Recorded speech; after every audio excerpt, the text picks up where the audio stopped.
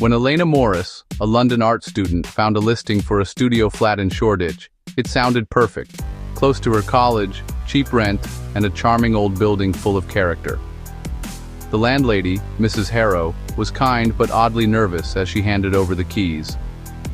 "There's just one thing," she said. "If you ever hear footsteps upstairs, ignore them. The flat above has been empty for years." Elena laughed it off. London had quirks, thin walls, noisy pipes. But on her first night, she heard it.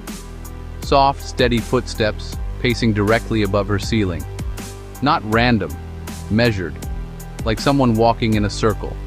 She looked out the window. The flat above hers was dark, curtains drawn tight. Still, the sound went on for hours. The next day, she mentioned it to Mrs. Harrow. The woman went pale. "That's impossible. The upper flat's been sealed since 1979. Later that week, while painting late into the night, Elena saw something faint, reflected in her window glass. A figure standing in the upstairs window across the courtyard. Still, watching.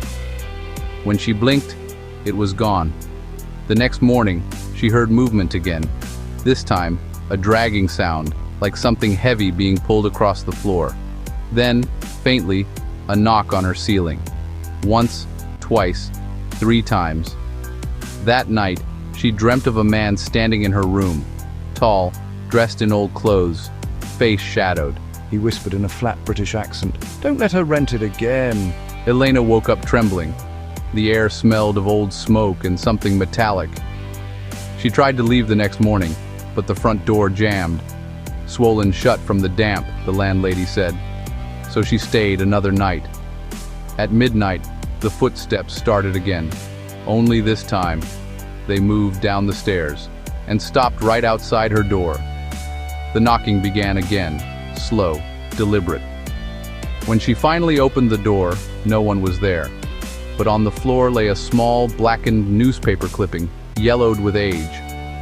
It read, "Tenant found murdered in Whitby Street flat, 1979. Police suspect the landlady's husband.